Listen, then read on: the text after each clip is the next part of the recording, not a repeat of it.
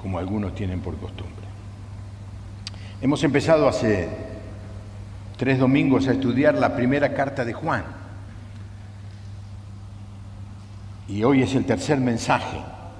El primer mensaje, usted lo puede encontrar allí en las redes, es el mensaje de introducción, donde presentamos a este apóstol de Jesús, Juan. El domingo pasado estudiamos los primeros 4 versículos. Así que ahora nos toca estudiar el capítulo 1 del versículo 5 en adelante. Vamos a llegar hasta el primer versículo del capítulo 2.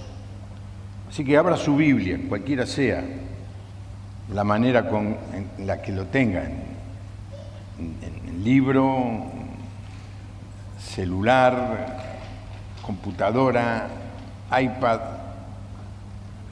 y si no trajo ninguna va a salir allí en la pantalla.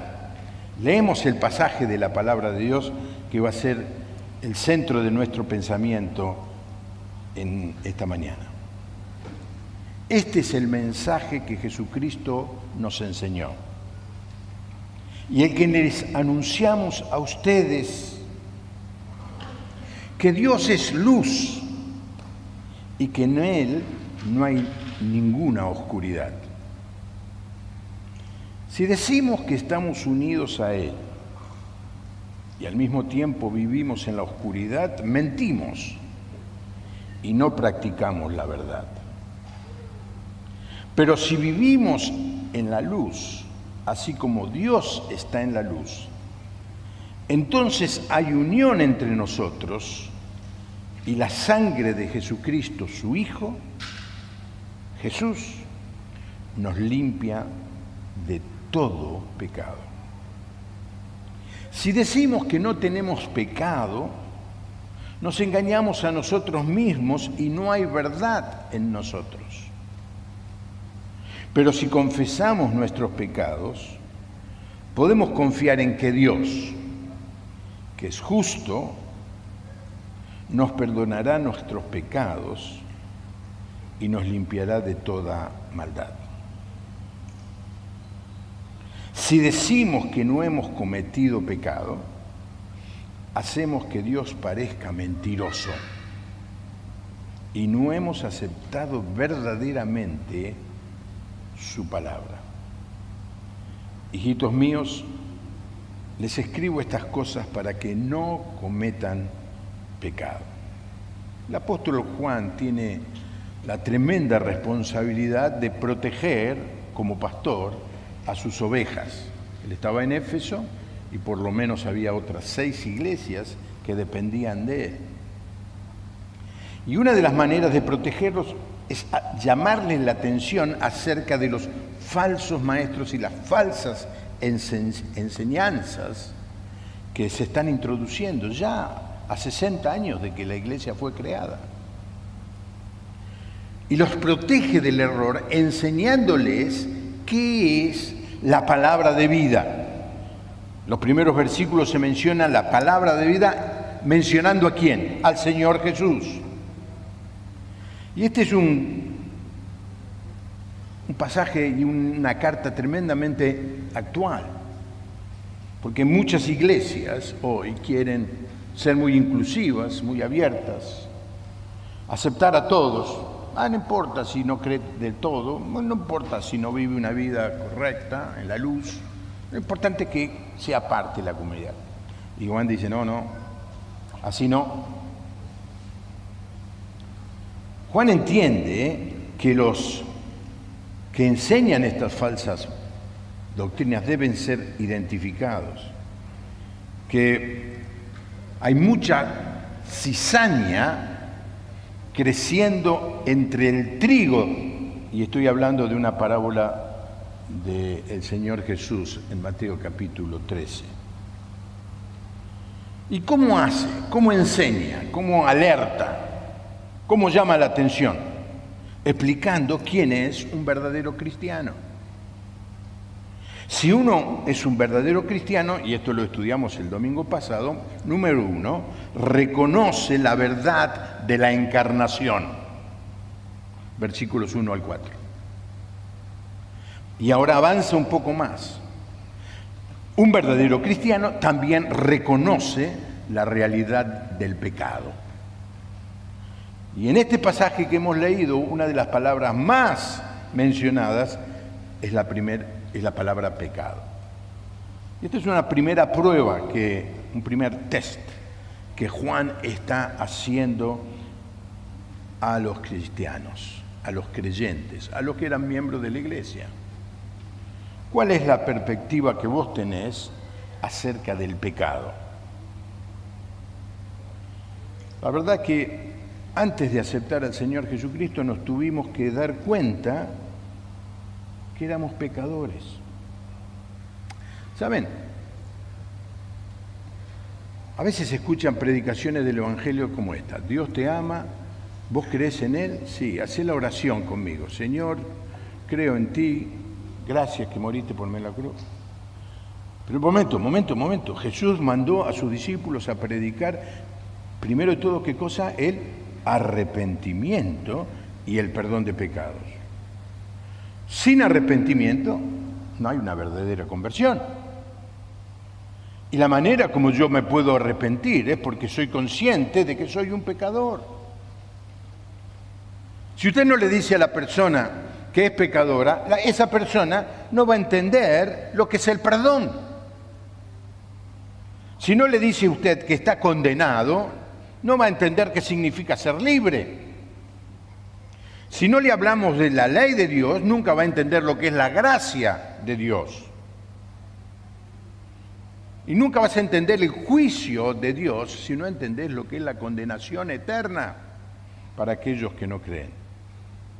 Así que el primer test, la primera prueba que hace Juan es la actitud que tenemos como cristianos acerca del pecado. Y luego dice, un verdadero cristiano es alguien que confiesa permanentemente sus pecados como un estilo de vida. Porque quien no ha sido regenerado, quien no tiene el Espíritu de Dios, tiende a cubrir el pecado o a negar el pecado. Así que la confesión, que fue imprescindible para nuestra salvación, se convierte en un estilo de vida del cristiano verdadero. La razón de que las personas no confiesan,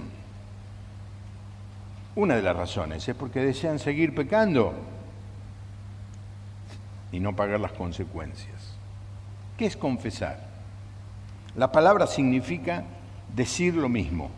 La palabra original significa decir lo mismo.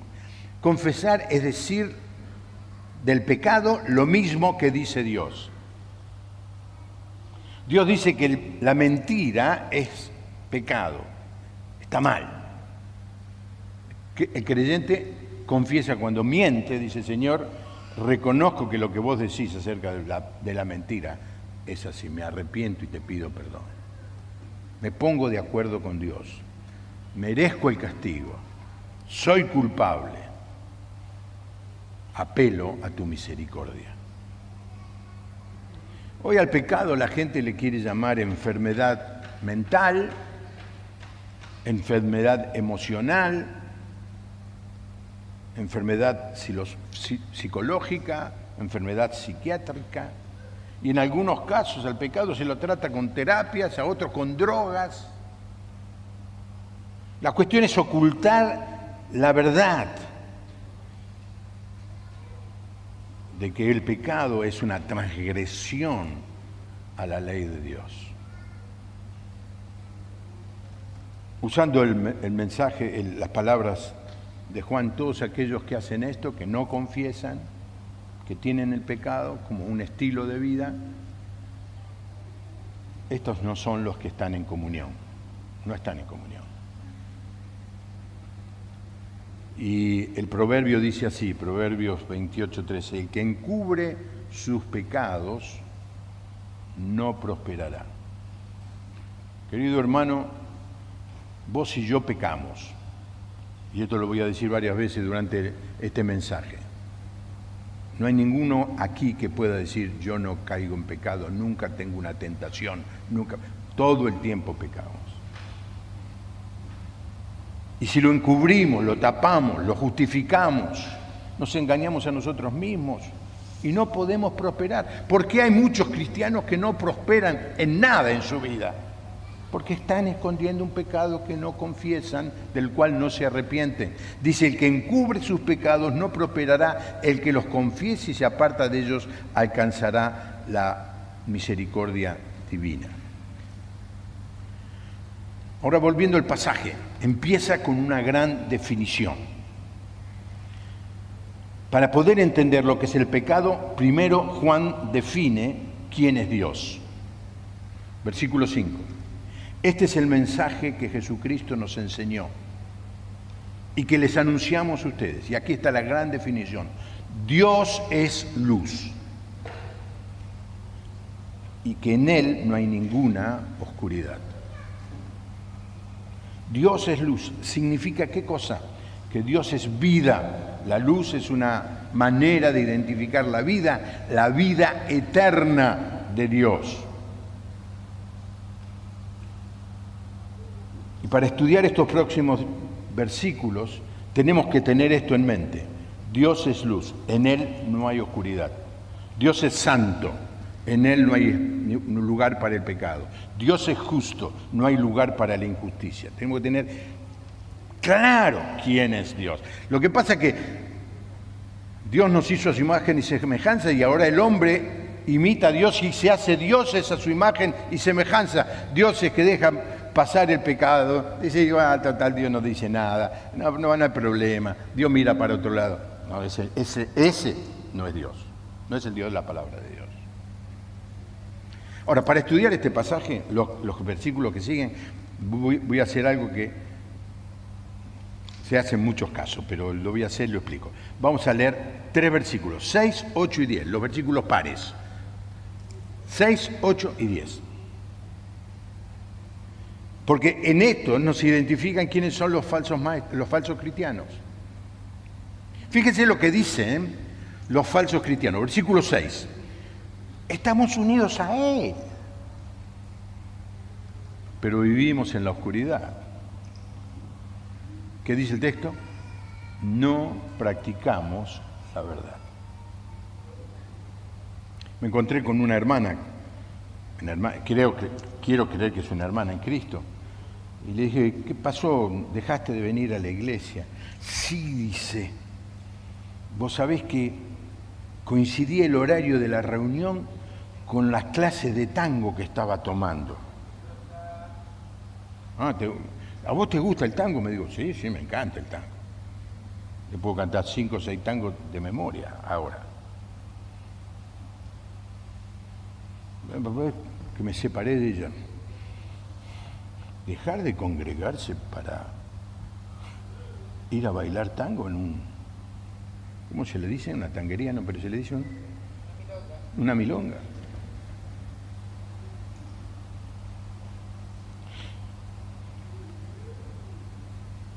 No practicamos la verdad. No podemos decir soy cristiano y vivir una vida en oscuridad. Más adelante en el mensaje voy a leer las cosas que se mencionan de la iglesia, de los creyentes de la iglesia de Corinto que eran en otro tiempo. Para decir, ninguna de estas cosas puede ser parte de la vida de un cristiano, es vivir en la oscuridad. Y quien hace eso, ¿qué dice? No practica la verdad. Versículo 8, fíjense, dice, no tenemos pecado, nos engañamos a nosotros mismos, y otra vez, no hay verdad en nosotros. Versículo 10, no hemos cometido ningún pecado, y si eso es así, hacemos que Dios parezca mentiroso, y no hemos aceptado verdaderamente sus palabras. En los 3 casos, la ausencia de la verdad. El versículo 6, el pecador dice, ¿qué es el pecado? En el versículo 8 dice, sí, hay pecado, pero yo no peco más. Y en el versículo 10 dice, el pecado existe, pero nunca pequé. Hay de toda clase de cristianos, de personas que dicen ser cristianos, pero no entienden lo que es el pecado. Ninguno de estos 6, 8 y 10 está en comunión, ninguno de ellos está en la luz, ninguno de ellos es salvo. Así que quiero ahora, para los que les gusta tomar apuntes y necesitan un bosquejo, mencionar 5 palabras. La primera palabra, oscuridad. Versículo 6. Si decimos que estamos unidos a Él y al mismo tiempo vivimos en la oscuridad, mentimos y no practicamos la verdad. Alguien que dice estar unido a Él. ¿Qué significa estar unido a Él? Que es salvo, que tiene la luz, que tiene la vida eterna, pero a la vez vive en oscuridad. ¿Qué significa vivir en oscuridad? Vivir cometiendo pecados todo el tiempo. ¿Qué dice el texto? Esta persona es mentirosa, porque no puede ser. Si andás en la luz, no andás en las tinieblas. Si sos nacido de nuevo, odias el pecado.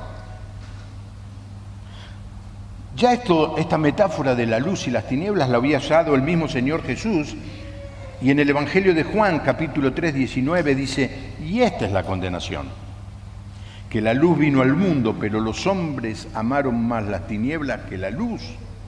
¿Por qué amaban más las tinieblas que la luz? Porque sus obras eran malas. Cuando un cristiano llega a un lugar y se comporta como un verdadero cristiano, es muy posible que sea rechazado por la comunidad.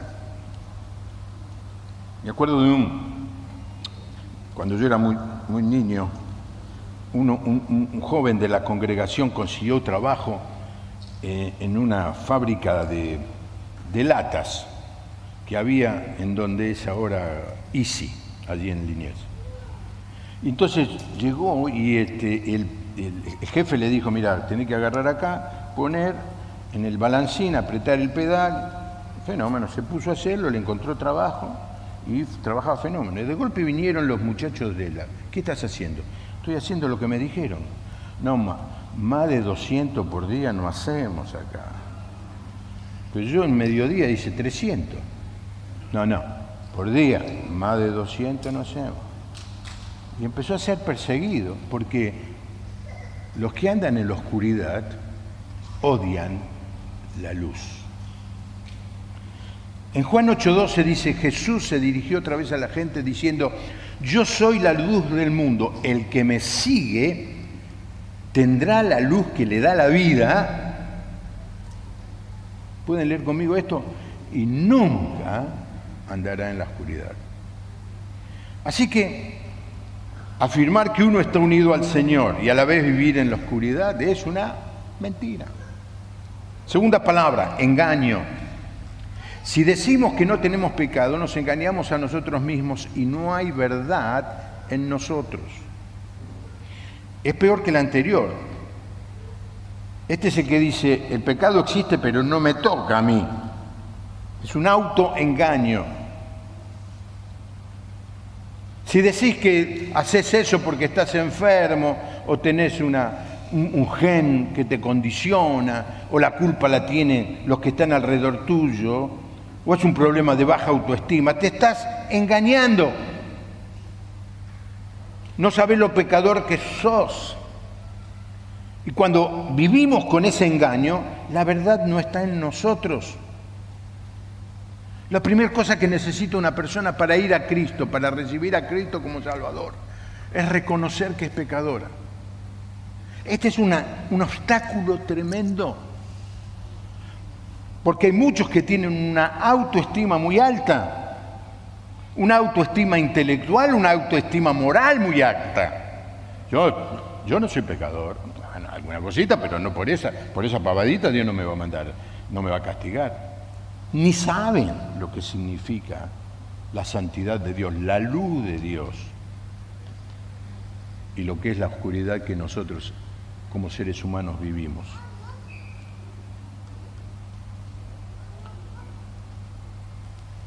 La palabra es tan clara, tan contundente, que no hace falta hacer muchos comentarios. El texto bíblico está lleno de referencias a la pecaminosidad del ser humano. Voy a leer un solo texto. Romanos 3. del 10 al 12. La Escritura dice: no hay justo ni uno solo. No hay ni uno solo que sea justo.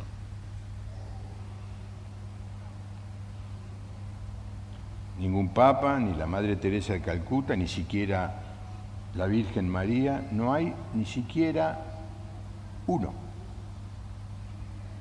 No hay quien tenga entendimiento, no hay quien busque a Dios. Todos se han ido por mal camino, todos por igual se han pervertido. No hay quien haga lo bueno, no hay ni siquiera uno. Déjenme decir, gracias a Dios. Porque si uno hubiera sido perfecto, Dios hubiera dicho, si este fue perfecto, todos los demás pudieron haber sido sin pecado. No hay justo ni aún uno. Y luego el famoso texto 23, que todos deberíamos saber de memoria. Lo leo en esta versión: todos han pecado y están lejos de la presencia gloriosa de Dios. Están destituidos, apartados. El que pecó no puede estar en la presencia de Dios. No puede estar en la luz, quiere decir, va a vivir en la oscuridad. Tercera palabra, difamación. Versículo 10. Si decimos que no hemos cometido pecados, hacemos que Dios parezca mentiroso y no hemos aceptado verdaderamente su palabra. ¿A quién estamos difamando? A Dios. Le estamos diciendo que es un mentiroso. ¿Por qué? Porque Dios dice que somos pecadores. Negando que somos pecadores, estamos diciendo, Dios no sabe lo que está diciendo. Es un mentiroso Dios. La otra manera de negar a Dios es cuando negamos que el único que nos puede salvar es Jesucristo. No la religión, no nuestras obras, solo Jesucristo nos puede salvar. Cuarta palabra. Y ahora tenemos que ir a los dos versículos que estaban ahí en el medio, los impares, que son los que traen la luz a el pasaje. Hasta ahora hemos visto los que mienten, los que no tienen la verdad, los que andan en la oscuridad, los que dicen pero no son. Pero, versículo 7, si vivimos en la luz, así como Dios está en la luz, entonces hay unión entre nosotros y la sangre de su Hijo Jesús nos limpia de todo pecado. Si vivimos en la luz, dice, que es compartir la vida eterna de Dios y mostrar con nuestra manera de vivir lo que somos, entonces somos creyentes genuinos. Y se los describe de dos maneras a los creyentes genuinos, unidos entre nosotros, y entre nosotros significa unidos como hermanos, pero unidos con Dios. Y luego dice, la sangre de Cristo nos limpia de todo pecado. Aunque tengamos vida eterna y aunque vivamos en la luz, esto no significa que como cristianos aquí, mientras vivamos en la tierra, tengamos este cuerpo, no vamos a pecar. Sí, como dije antes, seguimos pecando. Pero la sangre de Cristo nos limpia. ¿Qué significa la sangre de Cristo? Leí una vez de unos que querían, literalistas, que habían investigado dónde había sido la crucifixión, el Gólgota, y trataron de escarbar y sacar para encontrar el ADN de la sangre que Jesucristo derramó para después multiplicar. Es una locura. No está hablando de la sangre, el líquido, del fluido del cuerpo del Señor Jesús. Está hablando de su muerte. Cuando decimos la sangre de Cristo nos limpia de pecado, estamos diciendo la obra que el Señor Jesús hizo en la cruz al morir por nosotros, eso es lo que nos limpia de todo pecado. ¿Y nos puede perdonar Dios? Sí. Porque Jesús pagó el castigo de todos nuestros pecados, una vez y para siempre. Así que si sos poseedor de la luz, si estás caminando en la luz, si tenés la vida eterna y que se manifiesta eso en el estilo de vida que vos vivís, podés estar seguro de esto, que todos, escuchen bien, todos tus pecados han sido perdonados. Los que caminan en la luz siempre son lavados por la sangre de Jesús. Siempre. Subrayen eso. 1 Corintios 6, 9 al 11. ¿Acaso no saben que los injustos no heredarán el reino de Dios? No se equivoquen. Y acá viene una lista de esas interesantes.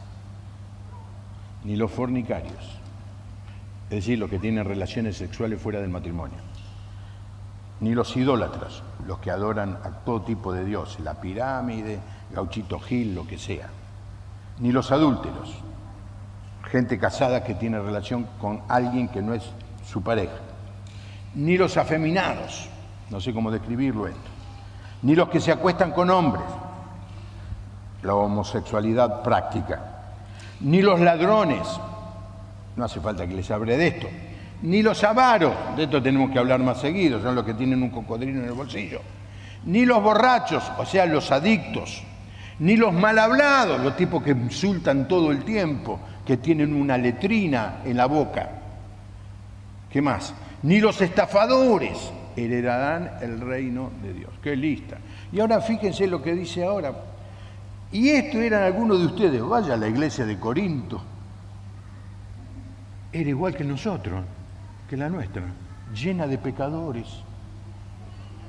Pero ya han sido lavados, ya han sido santificados, ya han sido justificados en el nombre del Señor Jesús y por el Espíritu de Dios. Cuando le entregamos nuestra vida al Señor, fuimos lavados, declarados justos delante de Dios. No somos más culpables ni merecedores de condenación. ¿Cuántos dicen gloria a Dios? Última palabra, confesamos. Pero si confesamos nuestros pecados, podemos confiar en que Dios, que es justo, nos perdonará nuestros pecados y nos limpiará de toda maldad. Déjeme decirle que este no es un texto fácil de explicar por este sí condicional que hay al principio. Quiere decir que si no confieso no soy limpio de mi pecado, pero acaba de decir el versículo 7 que por ser hijo de Dios yo tengo todos los pecados lavados por la sangre de Cristo. Y es verdad, hemos sido limpios para nuestra salvación, pero el Señor nos limpia permanentemente para que podamos vivir una vida llena del gozo de la salvación. Cito a David en el Salmo 51, devuélveme el gozo de la salvación. El ejemplo de Pedro, pueden leerlos allí, no lo tengo aquí, en Juan capítulo 13. El Señor se acerca a lavarle los pies a Pedro. Pedro dice, vos no me vas a lavar los pies. Si no te lavo los pies, le dice el Señor Jesús, no vas a tener parte conmigo en el cielo. Entonces Pedro dice, lavame los pies, lavame todo el cuerpo. No, ya has sido lavado. Ahora lo que necesito es limpiarte los pies. Eso es lo que quiere hacer el Señor Jesús todos los días con nosotros. Ya hemos sido lavados, ya somos parte de la familia de Dios, pero todos los días necesitamos que Él nos lave y que cumpla. En el texto en la versión no dice la palabra fiel, dice Él es fiel. ¿Fiel por qué? Porque Él dijo que va a perdonar. Jeremías 31, 34 dice, yo les perdonaré su maldad y no me acordaré más de sus pecados. Esta es una promesa del Señor. Dice, yo, el Señor, lo afirmo. Aquel que se confiesa, aquel que se arrepiente, aquel que viene a mí me pide perdón, yo lo voy a perdonar. Y es justo. ¿Por qué es justo? Porque ya cobró el Señor el precio de mi pecado al morir el Señor Jesús en la cruz, en ofrenda sustitutoria. Y Dios no va a cobrar porque es justo 2 veces por el mismo pecado. Ya alguien pagó. Es el Señor. Así que el confesar El confesar es algo que forma parte de la vida del cristiano, nos libera de la culpa, nos devuelve el gozo de la salvación. Dice, pero hemos perdido la salvación. No, el creyente no pierde la salvación. Y vamos a ir al cielo, algunos dicen eso, vamos a ir al cielo con los pecados que no hemos confesado. No, la Biblia no dice eso, nadie puede entrar al cielo, ningún creyente puede entrar a la presencia de Dios con algún pecado, ya todos los pecados han sido lavados, pero la limpieza de nuestros pies cotidiana viene cuando les confesamos al Señor como un estilo de vida. Más adelante en el estudio de la carta vamos a ver que viene el test o la prueba del cristiano genuino, que es el amor. Y luego vamos a ver que viene la prueba del cristiano genuino, que es la palabra, obedecer la palabra de Dios. Aquí estamos viendo y enfatizando la característica del cristiano es la confesión. Nadie diría, yo creí, soy salvo, ahora no creo más. Nadie diría una locura así. De la misma manera, nadie debe decir, yo confesé una vez, ahora no confieso más. No. Tenemos que confesar. Casi como un hecho habitual, casi como al cerrar el día, al iniciar el día. Confesar, Señor, hice algo, revélame las que me son ocultas, porque hacemos más cosas de las que nosotros nos imaginamos que ofenden a Dios. Pero te pido perdón, Señor, te pido perdón. Por las que me acuerdo y por las que no me acuerdo también, te pido perdón, Señor. Pero el texto dice algo más, y me limpia de toda maldad. ¿Qué significa eso? Que me hace a odiar el pecado. Como cristiano cada vez odio más el pecado, especialmente el que hago yo, no el que hace el otro. El que hago yo. Me limpia de todo mal. Una vez en una reunión de oración en una iglesia, había una persona que se levantaba en todas las reuniones de oración y decía, Señor, quita las telarañas de este lugar, quita las telarañas de este lugar.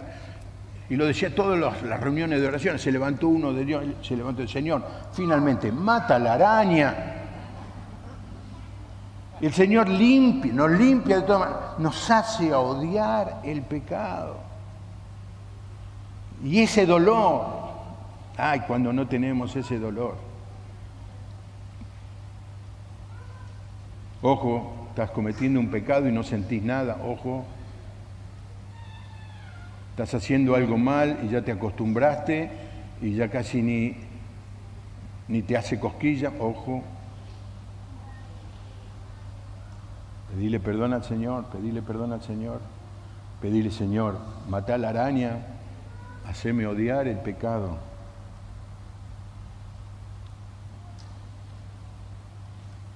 Por último, quiero dar un mensaje. Nunca, aunque pequemos, vamos a salir o vamos a perder esa comunión. Nuestra comunión con Dios, nuestra hermandad es para siempre. Nadie los arrebatará de mi mano. Yo sé que hay otras iglesias que enseñan la posibilidad de que un creyente genuino en el último momento cometa un pecado y por ese pecado no vaya al cielo. No existe una cosa así en la palabra de Dios. La palabra de Dios nos dice que Él nos ha limpiado de ¿cuántos pecados? ¿Cuánto dice el texto? De todos nuestros pecados. Así que para terminar este mensaje y antes de ir a la cena del Señor, le pido a los músicos que suban, ya estamos terminando. Voy a leer otra vez el pasaje. Y ahora que lo leemos, a ver si le viene a la mente todo lo que hemos enseñado. Versículo 5, ¿quién es Dios? Este es el mensaje que Jesucristo nos enseñó y que les anunciamos a ustedes. Dios es luz y no hay ninguna oscuridad. Ahora los tres pares. Si decimos que no estamos unidos a Él y al mismo tiempo vivimos en la oscuridad, mentimos, no practicamos la verdad. Si decimos que no tenemos pecados y nos engañamos a nosotros mismos y no hay verdad en nosotros. 10. Si decimos que no hemos cometido pecado y hacemos que Dios parezca mentiroso, no hemos aceptado verdaderamente su palabra. Pero, si vivimos en luz, como Él está en luz, entonces hay unión entre nosotros. Y la sangre de Jesucristo, su Hijo, gloria a Dios, nos limpia de... No escuche bien. Y si confesamos nuestros pecados, podemos confiar en que Dios, que es fiel, que es justo, nos perdonará nuestro pecado y nos limpiará de toda maldad. ¿Qué significa? Nos hará odiar el pecado. Así que para introducción del domingo que viene, hijitos míos, les escribo estas cosas para que no cometan pecado. Y ahora partimos el pan, tomamos el pan y de la copa.